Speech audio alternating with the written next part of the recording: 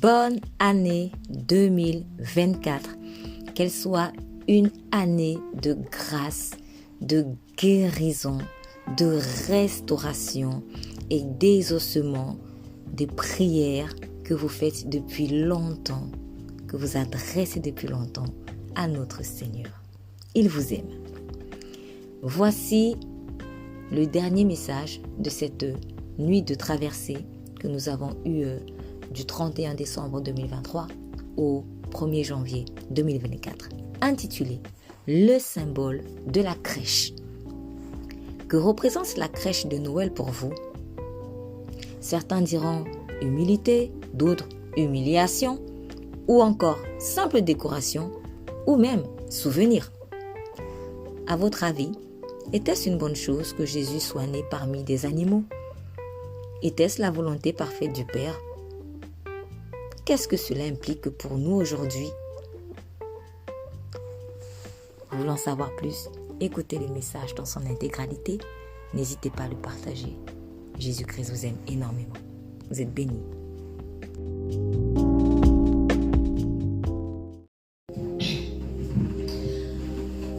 Donc là, c'est une crèche.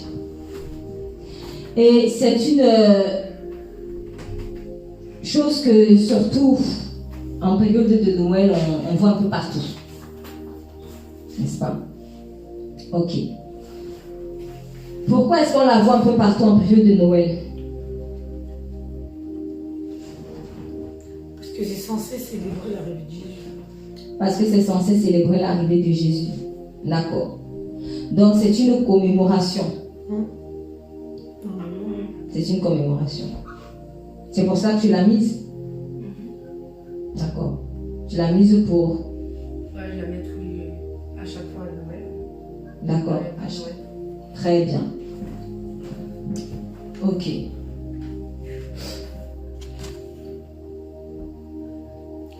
Est-ce que nous savons pourquoi est-ce que Jésus-Christ est né dans une crèche?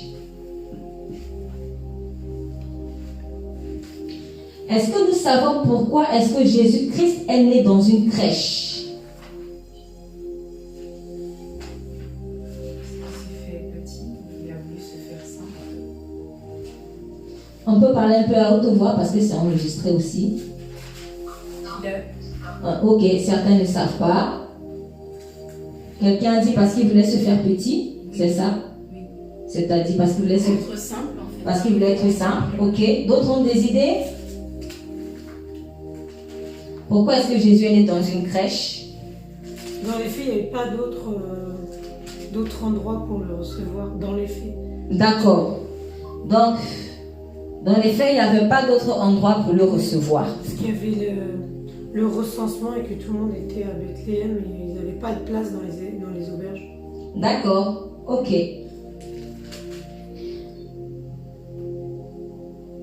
Luc chapitre 2. Luc chapitre 2, verset 7. Et elle enfanta son fils premier-né, on parle de Marie. Elle en maillota et le coucha dans une crèche parce qu'il n'y avait pas de place pour eux dans l'hôtellerie. Parce qu'il n'y avait pas de place pour eux dans l'hôtellerie. Bon, déjà, c'est même pas une crèche. Parce qu'avant même de rentrer même dans le pourquoi du comment, c'est quoi une crèche? Parce que quand on dit, ah tiens, je vais déposer mon enfant à la crèche, c'est pas dégoûtant ça. D'ailleurs, les places à la crèche, on s'en dispute aujourd'hui. C'est rare, hein, les places à la crèche. Bon, je vais un peu tourner, je crois que vous avez assez vu la crèche, donc là maintenant on peut se voir. Donc, ils sont à distance. Mais c'est quoi en fait une crèche à la base? Vous pouvez regarder aussi rapidement les définitions sur un dictionnaire. C'est quoi une crèche?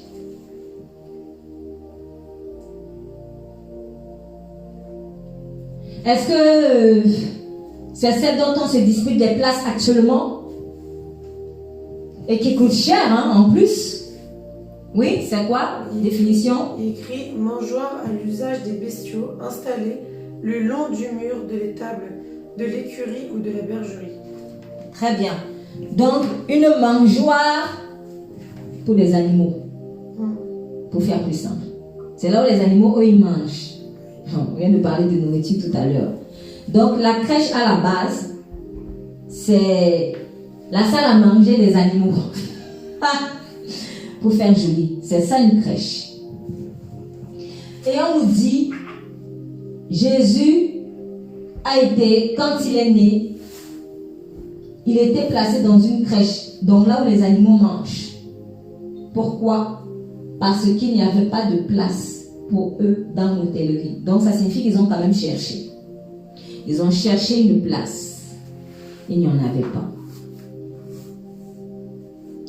Donc, du coup, je me pose la question de savoir, est-ce que le fait que Jésus-Christ soit né dans une crèche, c'était quelque chose qu'il a voulu idéalement?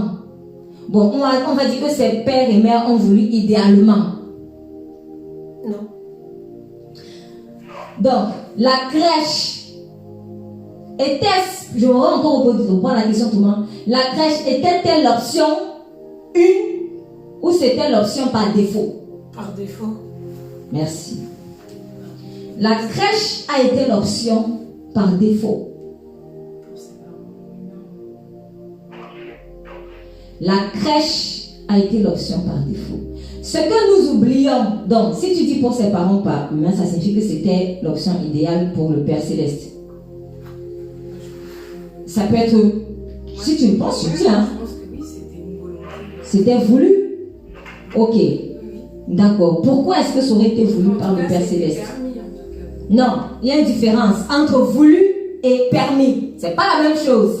Ce que Dieu veut vraiment, que alors si c'est vraiment ce que je veux et ce que j'ai permis. Moi, je pense que oui, c'était vraiment voulu aussi de Dieu. C'était voulu de Dieu, que Dieu avait voulu que son fils naisse là où les animaux mangent. D'accord. Ok. Très bien. Ça peut être ça. Ça peut être ça. Si peut-être je dis ça peut, je ne dis pas que je suis forcément convaincue, mais peut-être que si je fais une image avec la croix, je n'ai pas envie de dire que le Père a voulu vraiment que les hommes soient aussi méchants avec son Fils et le crucifient, mais c'était dans la volonté parfaite du Père qu'ils aillent à la croix. Pourquoi? Pour qu'ils soient délivrés du péché. Alors, si je réfléchis comme ça, quelle aurait été la volonté bonne, agréable, parfaite en fait du Père Céleste que Jésus naisse là où les animaux mangent?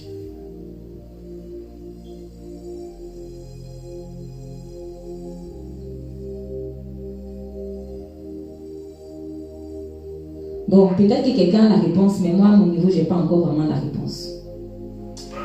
Je n'ai pas la réponse. Oui.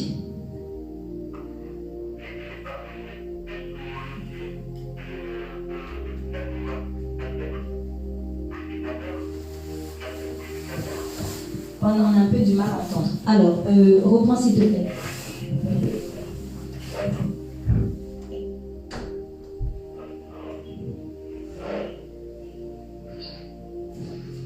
Allô, moi. Oui, c'est mieux, c'est mieux. Oui, c'est ce que je me disais par rapport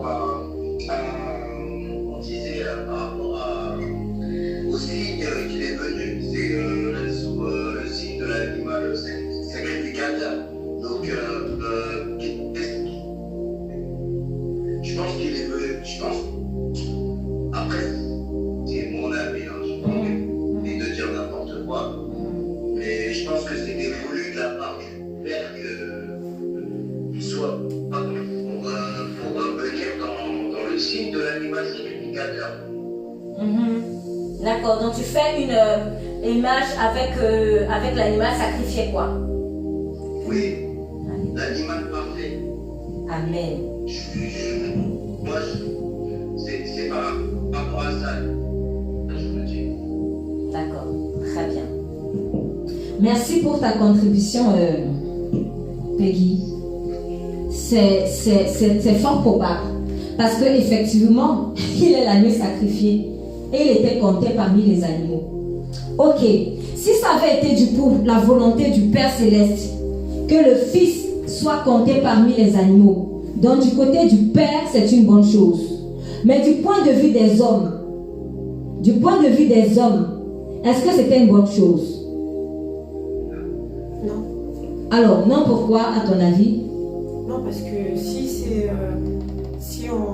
quand on fait venir un enfant au monde, en général, on doit être dans sa maison, dans une ayette qui a été prévue à l'avance pour le recevoir à l'abri. Certainement pas par mes animaux. Déjà, c'est un nouveau-né. Il y a des microbes, il y a quand même des mouches, ça sent mauvais, c'est sale. On ne reçoit pas un enfant nouveau-né dans un endroit pareil. Donc pour l'homme, pour moi, ça ne peut pas être l'endroit voulu. D'accord, ok. Il y a une parole qui me vient. C'est « Il est nécessaire que les scandales arrivent ». Est-ce que vous connaissez cette parole? Est-ce que tu peux la trouver? Il est nécessaire que les scandales arrivent, mais il y a un mais. Mais malheur celui qui provoque qui ça arrive. voilà.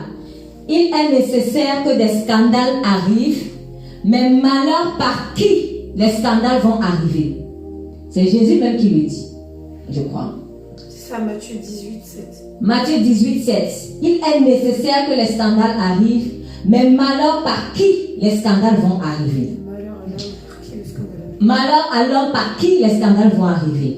Donc, je vais mettre ça, c'est la loi. Maintenant, loi mise en pratique sur plusieurs exemples. Il était nécessaire que le Fils de l'homme soit trahi pour aller à la croix. Mais malheur à qui, par qui le Fils de l'homme a été trahi. Il est nécessaire que certaines choses mauvaises arrivent, mais malheur par qui ces mauvaises choses vont arriver. Je vais vous donner un exemple.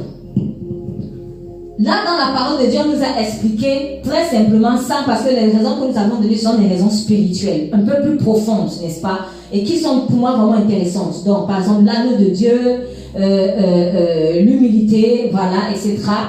Mais imaginons que, puisqu'on dit qu'il n'y a pas de place pour les terroristes, si on dit qu'il n'y a pas de place pour les terroristes, c'est qu'on l'a rejeté. Il n'y a pas la place. Toi, tu vois une femme qui va accoucher et tout ça là. En fait, le monde a rejeté le Fils et la Bible le dit clairement. Elle le dit clairement en fait. Et imaginons maintenant que celui qui a rejeté Jésus là, bon, ça se repentit bien sûr. Donc, il a vu Marie et tout ça. Après, on te dit que c'est le Messie, mais tu dis non, je n'ai pas la place et tout.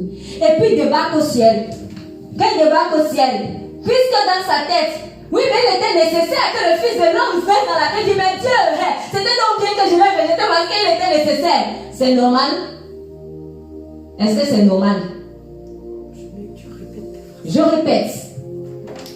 Ceux qui n'ont pas accueilli Jésus dans l'hôtellerie là, imaginons que tu n'as pas accueilli Jésus, le Messie. D'ailleurs, même si c'est même pas le Messie, franchement, même un être humain. Toi, tu n'as pas accueilli Jésus comme Messie. Dans l'hôtellerie, soit disant que tu n'as pas la place.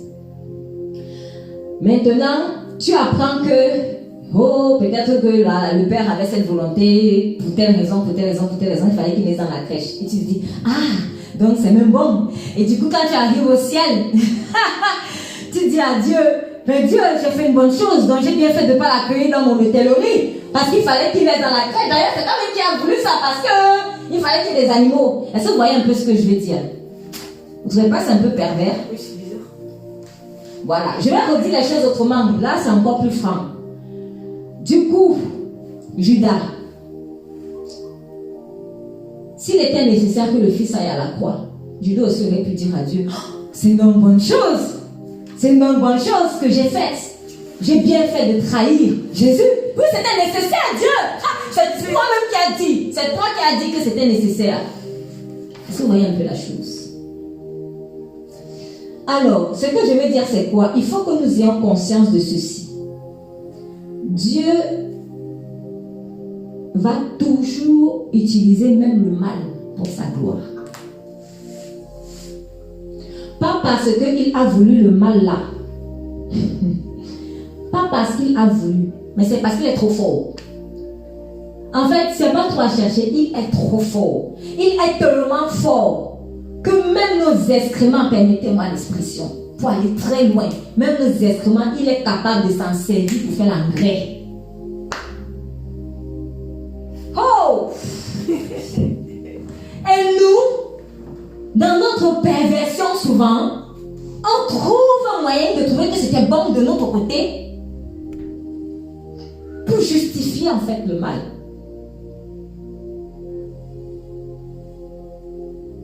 Ce qui me dit que moi franchement, personnellement, moi ça me touche que le Seigneur soit allé dans une crèche.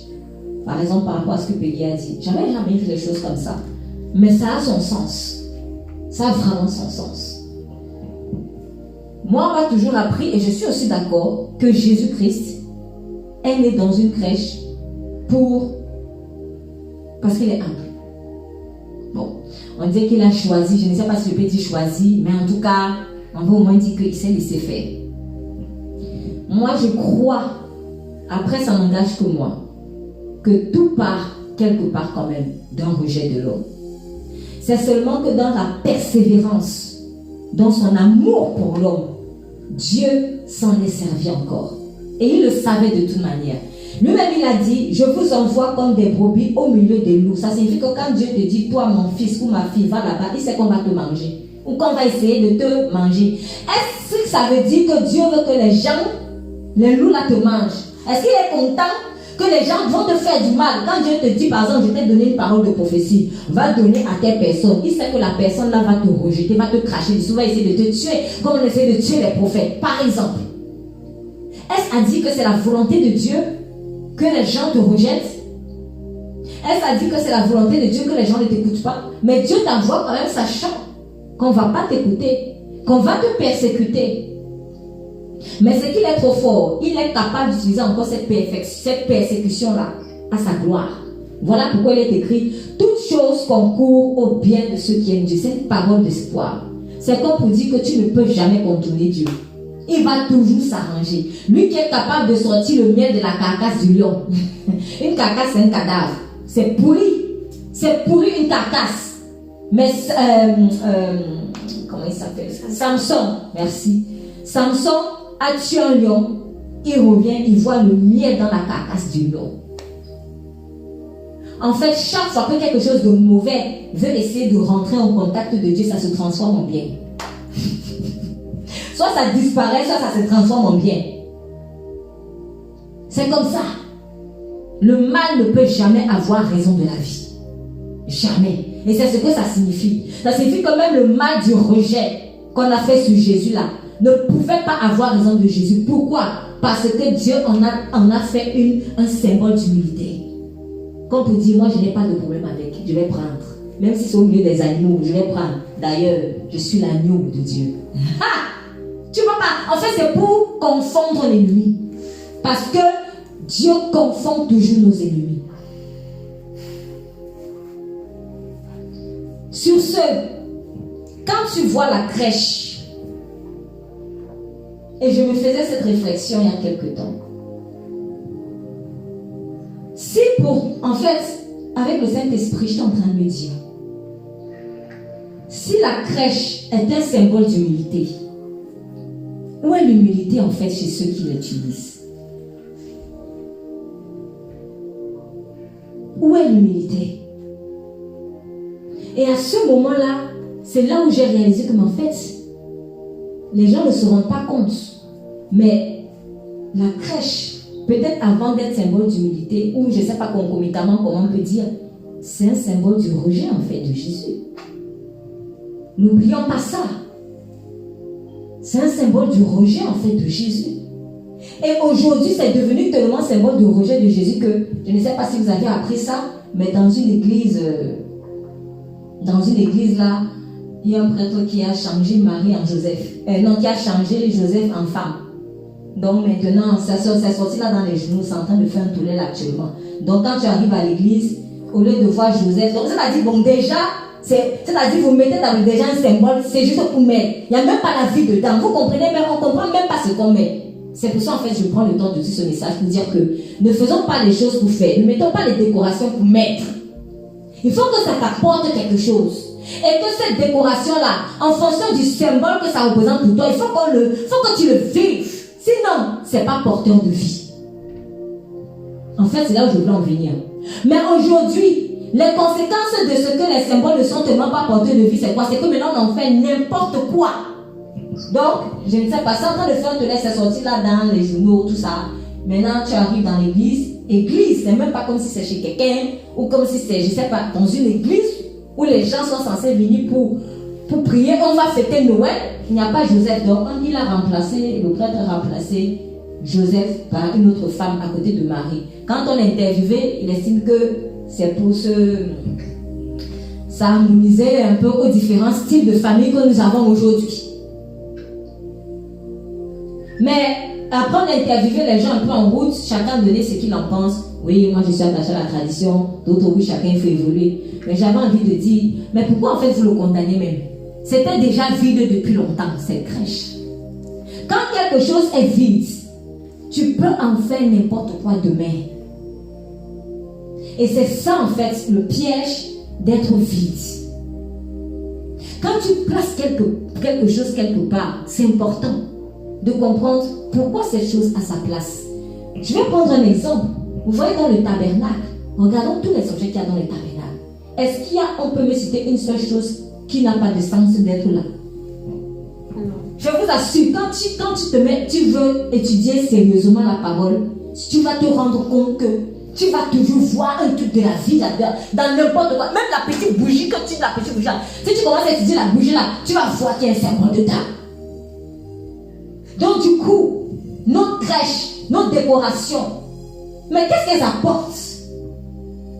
Qu'est-ce qu'elles apportent? C'est ça aussi porteur de vie. On ne fait pas la décoration pour faire la décoration en fait. On doit apporter quelque chose. Vous savez, les gens qui sont des architectes d'intérieur, ils n'ont même pas l'esprit de Dieu. Mais quand il te propose sa décoration, pour lui il a un sens. Il dit quand il y a la lumière comme ça, il faut que la couleur des rideaux soit comme ça. En fait, tout est logique. Bon, moi j'aime bien voir, là, après ça fait un bail, je n'ai pas vu ça. Mais il y a beaucoup voir des émissions en fait, soit de rénovation de maison, soit de décoration d'intérieur et tout ça. Et en fait, je me suis rendu compte, mais il n'y a rien au hasard. Il n'y a rien au hasard. En tout cas, pour ceux qui sont spécialistes de ça, il n'y a rien au hasard.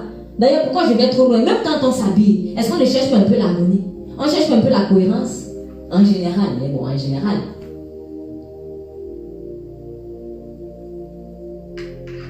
Que la crèche ne soit pas un symbole de vide. Qu'elle ne soit pas vide de sens. Il faut qu'elle porte quelque chose. Et ce qu'elle porte, je dois le vivre. Ce qu'elle porte, je dois le vivre. Quand on prend souvent des bijoux, tu vois, par exemple, tu vas voir quelqu'un, il va mettre le bijou, il y a son prénom. Pourquoi? Parce qu'il y a un symbole. Ou alors, quand il prend ce bijou, ah oui, pour lui c'est important parce que c'est peut-être ce que je sais pas moi qui lui a offert. Mais en fait, ce bijou-là a un sens pour lui. Ça porte quelque chose.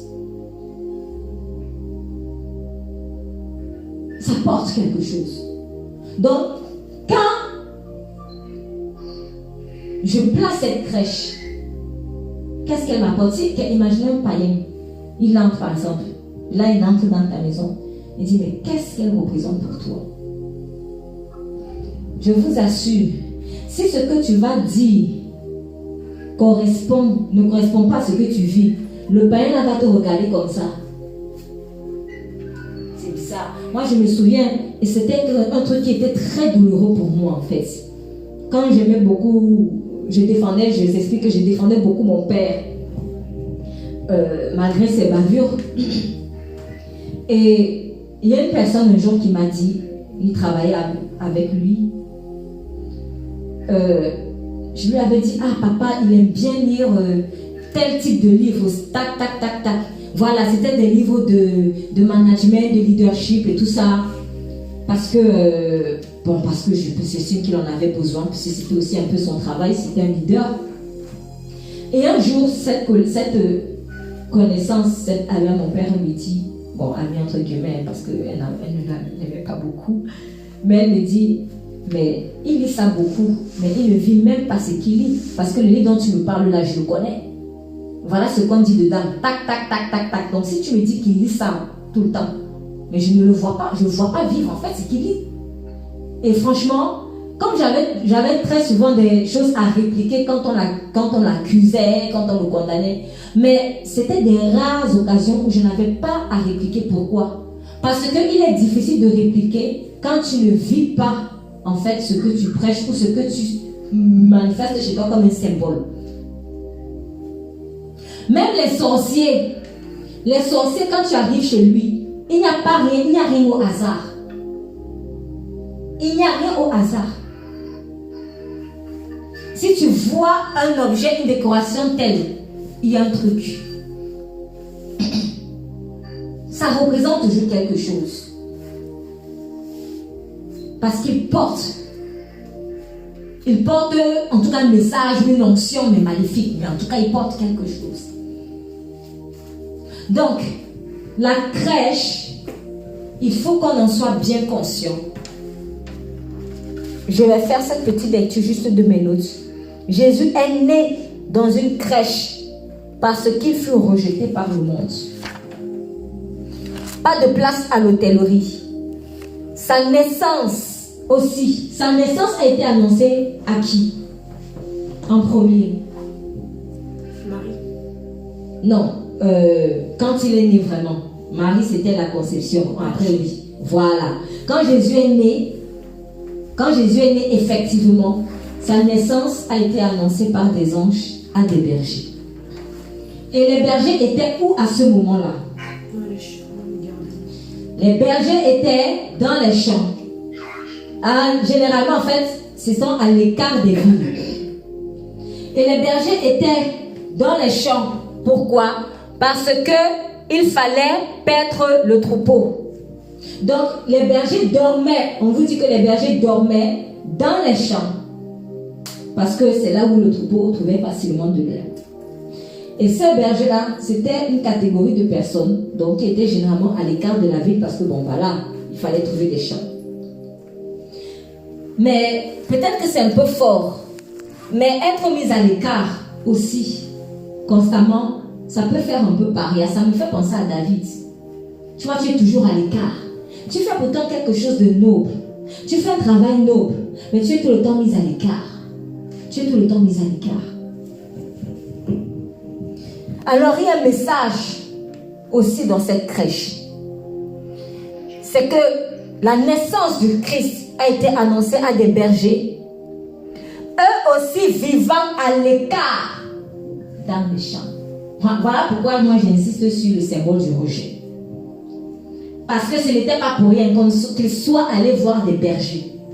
Parce que eux aussi étaient mis à l'écart.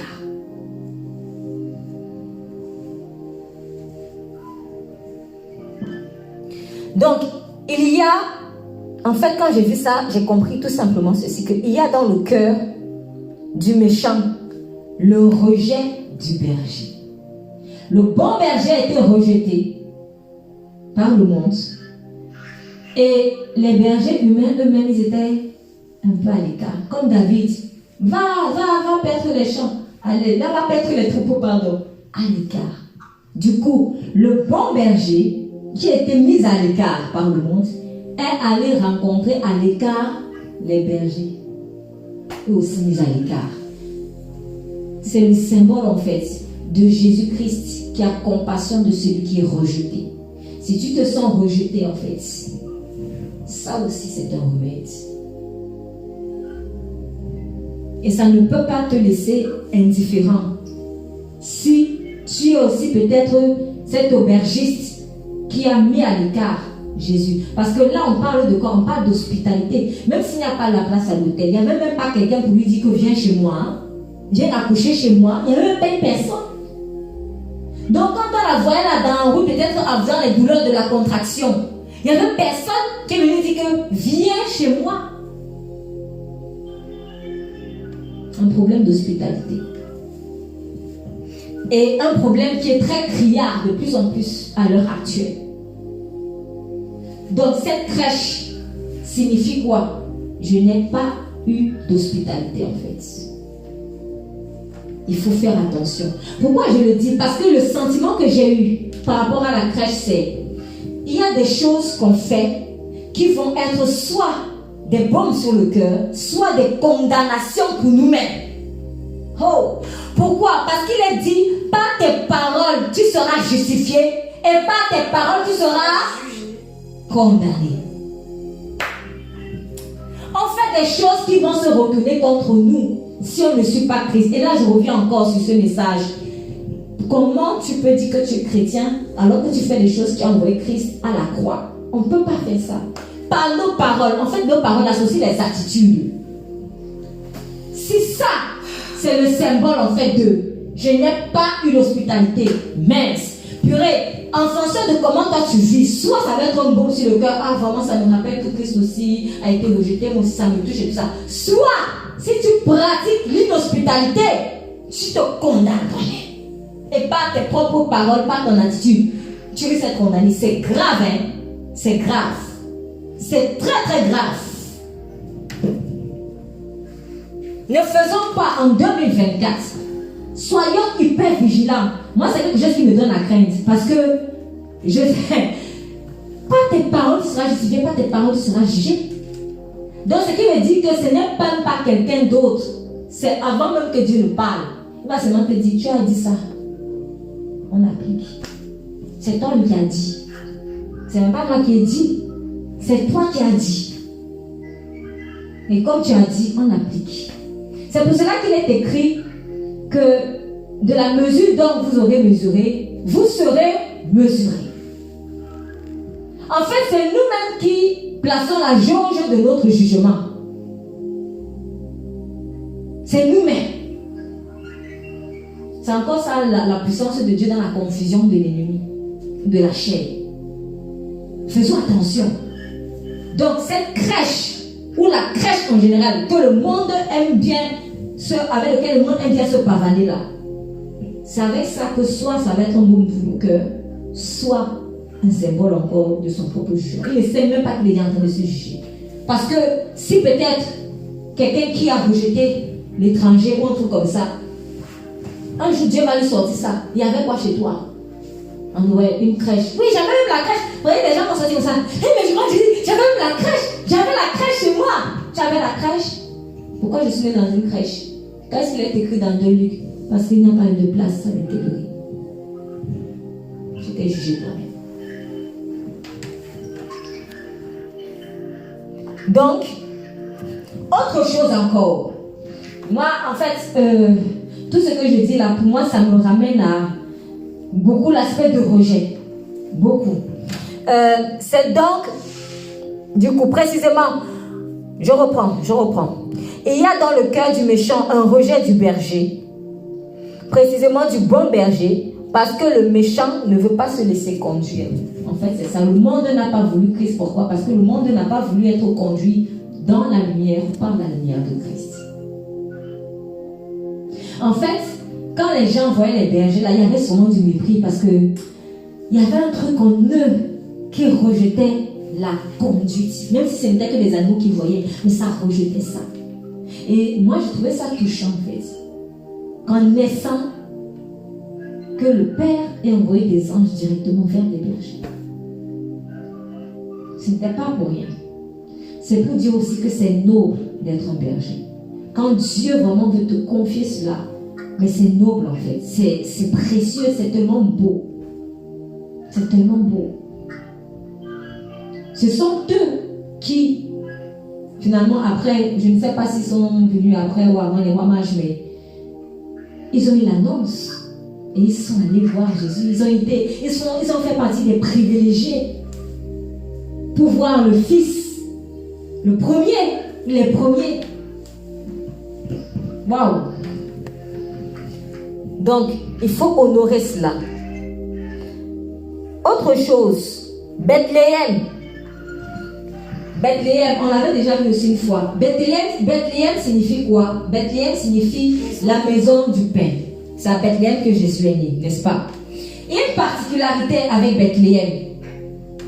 C'est que dans Matthieu 2, verset 6, Matthieu chapitre 2, verset 6, est-ce qu'on peut faire la lecture? Que notre personne lise. Oui, merci. Et toi, Bethléem, terre de Juda, tu n'es certes pas la plus petite parmi les principales villes de Juda, car de toi sortira un chef qui prendra soin d'Israël, mon peuple. Amen.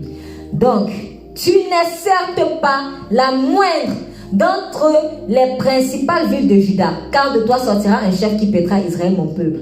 Pourquoi cette prophétie? En fait, qu'est-ce qu'on peut comprendre dans cette prophétie, Bethléem? Tu n'es certes pas la moindre. Ça signifie, en fait, ça nous annonce une couleur par rapport au regard que les gens avaient souvent sur Bethléem, qui peut être donc quoi? Le mépris. Tu n'es certes pas la plus petite. Pourquoi il faut qu'il précise ça? Il aurait pu dire juste, oh Bethléem, tu as la grâce de recevoir le Messie. Juste ça. Mais pourquoi il faut qu'il précise dans la prophétie? Tu n'es certes pas la moindre. Peut-être parce que les gens disaient souvent ça. Ah, Bethléem, une petite ville. Ah, Bethléem, une petite. Mépris, rejet. Il disait que rien de bon pouvait sortir de Bethléem. C'est de Nazareth. Mais bon, c'est pas grave parce que c'est à Nazareth que Jésus est né. Mais en tout cas, le Fils de Dieu est né dans une ville qui était aussi méprisée. Donc si je récapitule, né dans une crèche, pourquoi? Parce qu'on l'a rejeté. Il est allé voir des gens qui vivaient souvent à l'écart, méprisés, rejetés. Et il est né dans une ville qui est encore méprisée. Il est venu porter le jour des gens qui sont rejetés et méprisés. Parce que cette crèche-là, peut-être qu'aujourd'hui c'est juste des décorations, mais n'oublions pas que si on avait la possibilité de faire une reconstruction de la ville, on aurait fait la reconstruction de Bethléem. Cette crèche, c'est un symbole de rejet. On ne peut pas en fait suivre le Christ et dire qu'on suit le Christ quand on vit le rejet. Non. Quand je dis quand on vit le rejet, quand on pratique le rejet, quand on rejette. Qui plus est le berger. On ne peut pas, c'est impossible. Et généralement, on rejette les choses qui vont nous faire du bien. Parce que c'était la maison du pain. C'est pour ça aussi qu'il est né là-bas, je crois. Parce qu'il est le pain de vie. C'est ça. Ce qui va vraiment te faire du bien, c'est ça que tu rejettes. Pour aller chercher le pain ailleurs. Comme les Israélites qui ont voulu le pain de Pharaon et qui disent, on est dégoûté de cette manne, qui ont refusé le pain de Dieu. Pourquoi est-ce que ces bergers, en fait, vivaient à l'écart? C'est-à-dire, en fait, quand tu lis le passage, il y a quelque chose que tu comprends, c'est qu'en fait, il a perdu, ou alors il a renoncé à son confort. Ces gens-là dormaient de l'eau. Juste pourquoi? Pour que des bêtes mangent bien. Comme Christ est né dehors, pour que nous, on soit bien. Alors, si Christ est né dehors, pour qu'on soit bien, quand je dis dehors, c'est à l'extérieur d'un endroit normal. Est-ce qu'en temps normal, tu peux continuer de pratiquer le rejet du berger? Tu ne peux pas parce que ça va te toucher. Donc, pour récapituler, c'est dans une ville rejetée ou méprisée, Bethléem, dans un lieu méprisé, une crèche, que Jésus fut annoncé à des personnes tout aussi méprisées ou en tout cas à l'écart des autres, peut-être à cause de leur humble statut social. De leur humble statut social. Alors que s'ils ne payaient pas le prix de dormir dehors, comment les gens allaient manger les moutons et les chèvres et tout ça? En fait, c'est même pour que vous mangez bien. C'est pour que vous fassiez des sacrifices parce que à ce moment-là, on fait encore des sacrifices d'animaux, on est d'accord? Jésus n'est pas encore allé à la croix. Et Dieu avait exigé quelle qualité de bête? Parfaite. Exactement. Alors, pour que la bête soit parfaite, nous-mêmes, quand on va dans les supermarchés, là, on voit la différence. Pour l'élever en plein air, pour l'élever dans ceci. Voilà. Parce que quand c'est élevé en plein air, tu sais que c'est de meilleure qualité qu'autre chose, que élevé en cage. Donc, le berger, là, lui, il dort dehors, sous le foie. Il ne va pas chercher la maison, pas parce qu'il ne peut pas, mais parce qu'il faut offrir le meilleur sacrifice. Oh!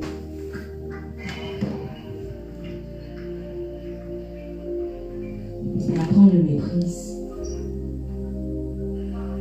C'est pour cela que j'en reviens donc à ce que notre frère disait tout à l'heure. Oui, effectivement, il est né dans une crèche parce qu'il était l'ami du sacrifice. Je crois que c'est aussi pour ça qu'il allait voir les bergers là. C'est comme vous dire, je vous comprends. Vous payez le prix pour que le peuple qui vous rejette, pour que vous puissiez leur donner les meilleures bêtes. Et ils vous rejettent à cause de votre statut. Quelle folie! Quelle folie! Donc, la crèche est la marque ou la preuve même du rejet du Messie Jésus, du mépris qu'on a à son égard, du côté en tout cas de ceux qui ne l'accueillent pas. Du côté de ceux qui ne l'accueillent pas.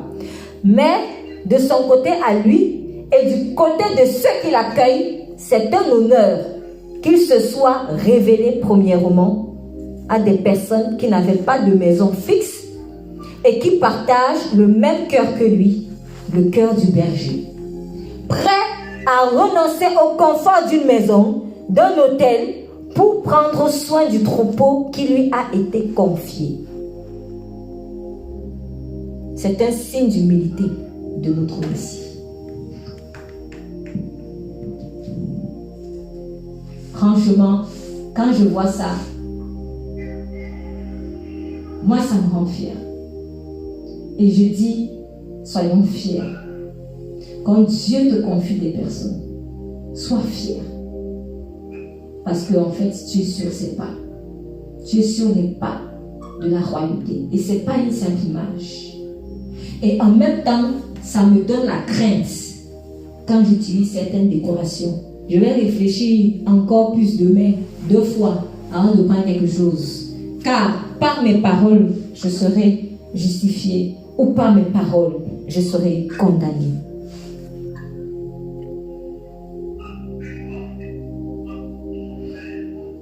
Donc, n'oublions pas, comme j'ai dit tout à l'heure, Bethléem, la maison du pain. Pourquoi c'était la maison du pain?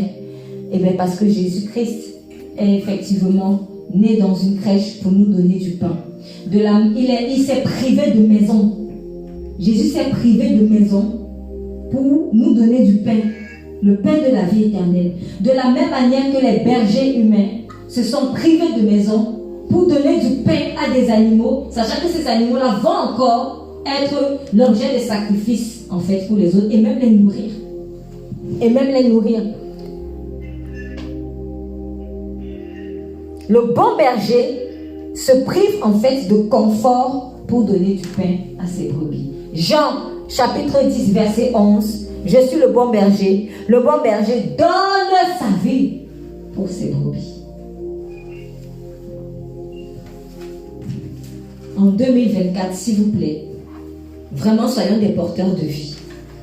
Je prie pour que ce programme de jeûne et de prière sur les 7 prochains jours soit vraiment un réveil par rapport à certaines choses que nous faisons, des activités que nous avons, pour que nous soyons sages et prudents et que nous fassions les choses dans une pleine conscience de ce que cela implique. Mais sachez que j'ai envie de dire en tout cas pour celui qui rejette Jésus, vraiment on ne se moque pas de Dieu. Il ne faut pas mettre la crèche pour montrer je ne sais pas quoi alors que tu as rejeté le berger ou que tu méprises le berger ou les bergers parce que ça reviendra au même. En tout cas, ces bergers-là qui ont été méprisés, c'est vers eux que Jésus s'est tourné. Ce n'était même pas vers le berger de l'époque Hérode de tout Israël, mais c'est vers des petits bergers qui eux ont vraiment payé le prix pour que leurs brebis puissent se nourrir. C'est ça l'appel de berger. Et c'est ce à quoi en fait Dieu nous appelle. Nous prions. Nous prions.